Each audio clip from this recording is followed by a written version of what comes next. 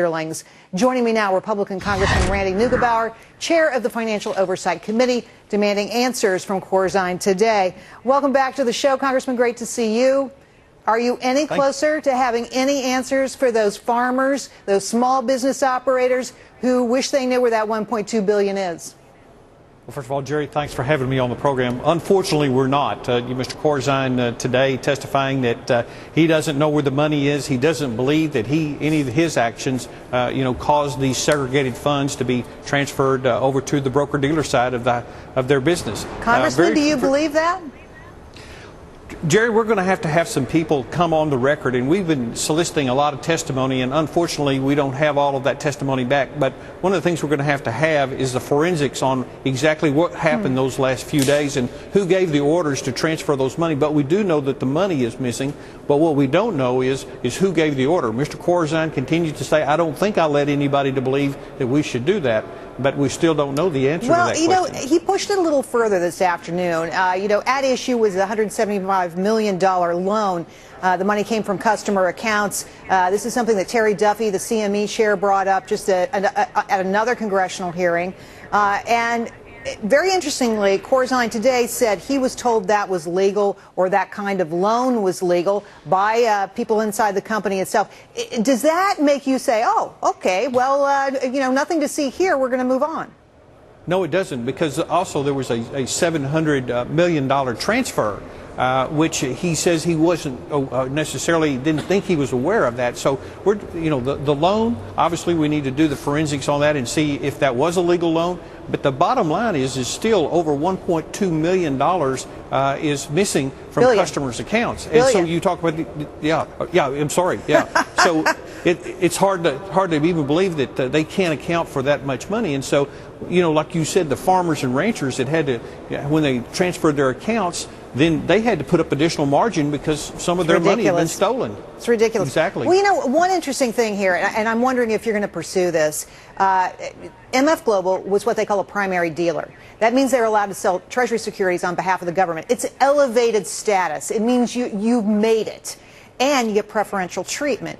Now, they just got this status earlier this year. Do you think Corzine got preferential treatment because of his close ties to people in the White House, his long stature as somebody who ran Goldman Sachs, then as governor of New Jersey? Gary Gensler, who runs the CFTC, a big regulator of his firm, used to work for him. Well, Jerry, that is certainly one of the questions that I've been pursuing, because that's a pretty elite status. Only 20 entities have that status, and it's like the good housekeeping seal of approval. And so one of the questions that we have is, this is a company that had record of some violations with their regulators. This is a company that hasn't made money in a number of quarters, and all of a sudden, Mr. Corzine comes on board, and they get this new status, which is a fairly prestigious status. And so I'm very concerned about what kind of activities led up to this organization getting that designation. Are you worried about preferential treatment? Well, certainly that's something we have to look into. This is Mr. Corzine. In fact, the board minutes of one of the records that we found, the board complimented him and said that the stature of the firm had been raised by the fact that Mr. Corzine was on board, and even pointed out the fact that he was able to get this special status at the Fed. So obviously they thought it was a big deal inside the organization, and they were very proud of the status that they felt like that he had brought to the firm. What's your committee going to do next? I mean, we've had a series of hearings now. They've turned up really precious little in the way of evidence, frankly. I mean, mostly John Corzine has said, hey, it wasn't me, boys. I didn't do this. I have no idea what's going on, despite the fact that I was running the company. Are you going to try to seek process? I mean, what happens? Is this activity just going to allow it to continue? It's so, frankly, frustrating for me to watch this. Well, it is frustrating for those of us that are in the middle of it, but what we've been working on really since November is gathering a lot of data. So we have a lot of requests for data out there. Unfortunately, we've got several agencies working on the forensics of this. So as we begin to get more and more of this information, this will not be the last hearing that we'll have on this issue. And more than likely, when we get through with all of the information that we're going to bring in, you're going to publish our findings so that we have a clear record of what happened. The reason that's important, Jerry, is that we need to find out what happened here so that we make sure that we have the appropriate things in place to keep it from happening again. There'll be those that will want to have more regulation. one of the concerns that I have is we may have had some regulators that weren't doing their job. Right, right. I'm sure you know, John Corzine was served with papers today as he left the hearing, a suit.